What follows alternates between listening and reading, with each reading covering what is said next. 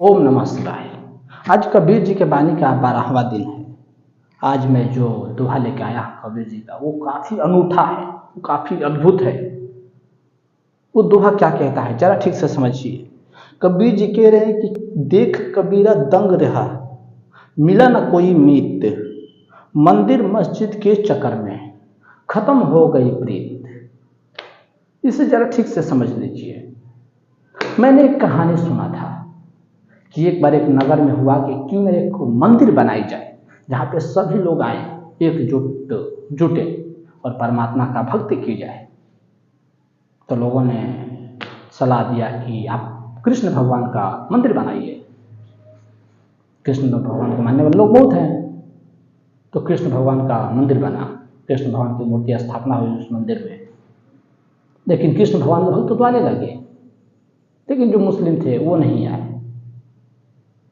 बहुत समस्या हुई कि कृष्ण जी को बैठाने के बाद बहुत सारे लोग नहीं आ रहे हैं, तो कृष्ण जी को हटा दी गई और राम जी की मूर्ति बैठाई गई।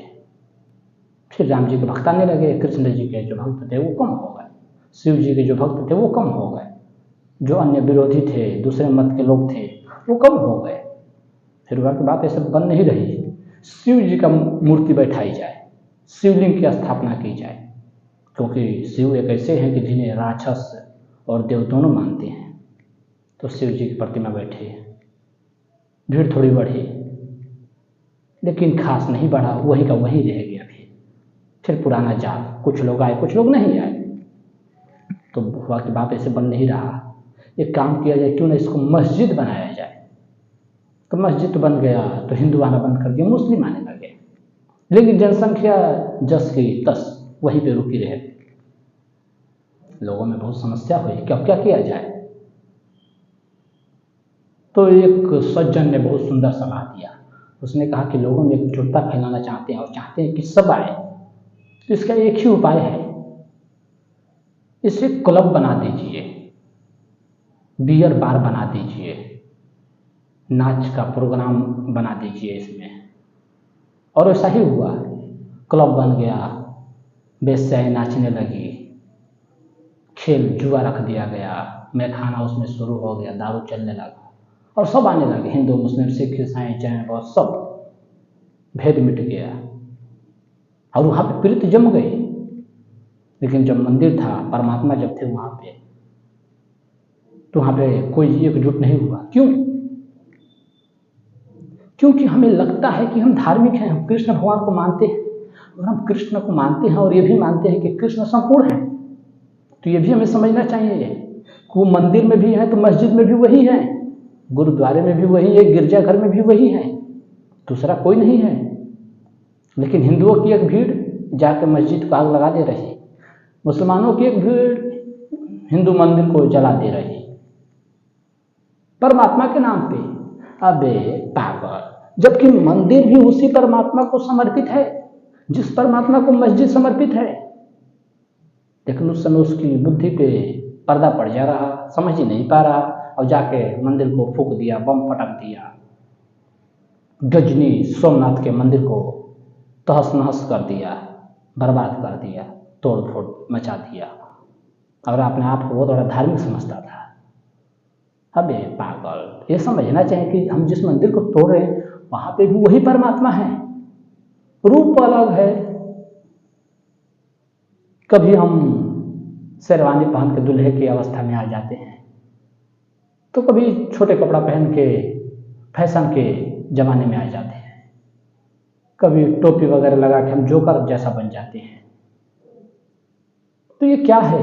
एक कला है, हम रूप बदल बदल के आ रहे हैं। वो परमात्मा अपना कला दिखा रहे हैं कि जब जैसी जरूरत हो वैसे रूप बदल के आते हैं, कभी राम के रूप में, कभी कृष्ण, कभी बुद्ध के रूप में।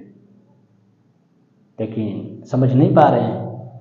ओशो इस पे यही बात तो कहते हैं कि इस धरती पे हिंदुओं का मंदिर है, मुसलमानों का मंदिर है, जैनों का मंदिर है, बौद्धों का मंदिर है, हर धर्म का अपना मंदिर है। लेकिन ऐसा कोई मंदिर नहीं है पृथ्वी पर जो सभी का हो, और जो सभी का नहीं है वहां पे परमात्मा कैसे हो सकता है? ये ओशो की वाणी है। ओशो किसी भी बात को बहुत संक्षिप्त और साफ तरीके से समझाते हैं। ओशो पाखंड नहीं जानते, वो पाखंड को तो बुनियाद से उखाड़ फेंकना चाहते हैं। ओशो एकमात्र ऐसे व्यक्ति रहे हैं मनुष्य के इतिहास में जिनका विरोध हर धर्म ने किया। बौद्ध के खिलाफ तो सिर्फ हिंदू थे, ईसाइयत के खिलाफ वो यरूशलेम के लोग थे थोड़े से, मोहम्मद के खिलाफ काफिर थे जो मुस्लिम नहीं थे, गैर मुस्लिम थे। लेकिन ओशो के खिलाफ सभी देश थे। ओशो तो सीधा कहते थे कि मैं अगर तिब्बत चला गया तो एक दिन भी मुझे लोग वहां पे जिंदा नहीं छोड़ेंगे। तालिबान चला गया तो लोग एक दिन मुझे जिंदा नहीं छोड़ेंगे। उन्हें भारत में रहने पर समस्या थी, प्रतिबंधित किया गया कि उनके पासपोर्ट को छीन लिया जाए ताकि ये बाहर ना निकल पाए कहीं से। अमेरिका में उनके रजनीशपुरम सिटी को तबाह कर दिया गया तहस-नहस से, तो वो यहाँ पे बस ना पाए। तुम इतने ही धार्मिक थे तो किसी व्यक्ति, किसी मनुष्य को बर्बाद करने के पीछे लग कैसे गए? अपने आप को तो बहुत बड़ा धार्मिक समझते हो ना। फिर बर्बाद करना, किसी मनुष्य की मनुष्यता छीन लेना, किसी के जीवन को नष्ट करना, शोषण करना किसी का, यह धर्म है? नहीं। यही कबीर जी कह रहे हैं कि देख कबीरा दंग रहा, कि देख कबीरा दंग रहा, मिला न कोई मीत, मंदिर मस्जिद के चक्कर में खत्म हो गई प्रीत। बस लड़ने पे लगे हैं।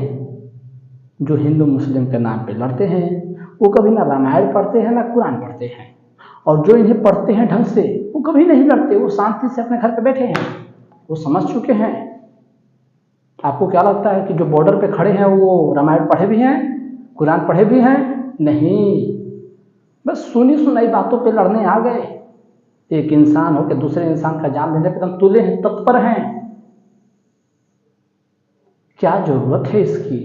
पूरे पृथ्वी को एक देश बना दिया जाए, एक सत्ता हो जाए, बस सुकून की जिंदगी हो जाएगी। इतने सैनिक की जरूरत ही नहीं पड़ेगी, बॉर्डर पे जरूरत ही नहीं रहेगा, बॉर्डर रहेगा ही नहीं, मिट जाएगा। उन सैनिकों को हम जनता के बीच ला सकते हैं ताकि जनता में एक भय का माहौल कम हो जाए। जगह जगह पे जो चोरी हो रही है, डकैती हो रही है, हत्या हो रहा, रेप हो रहा, वो कम हो जाए, जगह जगह पे हमें सेना दिखने लगे। लेकिन नहीं, हम तो देश की रक्षा कर रहे हैं। देश कहीं नहीं जाने वाला, आप रहो या ना रहो। आप जैसे लाखों धुरंधर, करोड़ों धुरंधर आए और चले गए। महान सिकंदर आया, चले गए, चला गया। जिस धरती को जीता, धरती वैसे ही रह गई। जब नहीं जीता था वो, तब भी धरती वही थी और उसी जगह थी, वैसी की वैसी थी। उसके चले जाने के बाद भी वो धरती वैसा का वैसा ही है, 1 इंच भी कम नहीं हुआ। लेकिन पूरा जीवन व्यर्थ कर दिया हिंसा में, खून खराबा में। इसीलिए कबीर जी कह रहे हैं कि मंदिर मस्जिद के चक्कर में खत्म हो गई प्रीत। द्वंद्व के चक्कर में हम अपने भीतर का जो प्रेम है, करुणा, उसको मार रहे हैं। तो कबीर जी कह रहे हैं कि हमें एकता बना के रहना चाहिए। मैं यही आपसे कहना चाहता हूं कि हमें धार्मिक कट्टरता के बजाय सार्वभौमिक आध्यात्मिकता की ओर बढ़ना चाहिए। हमें चाहिए कि हम समाज में प्रेम, भक्ति, सद्भाव और एकता फैलाएं, ना कि हिंसा। अगर आपको ये वीडियो अच्छी लगी हो तो हमें कमेंट करके जरूर बताएं। ओम नमः शिवाय।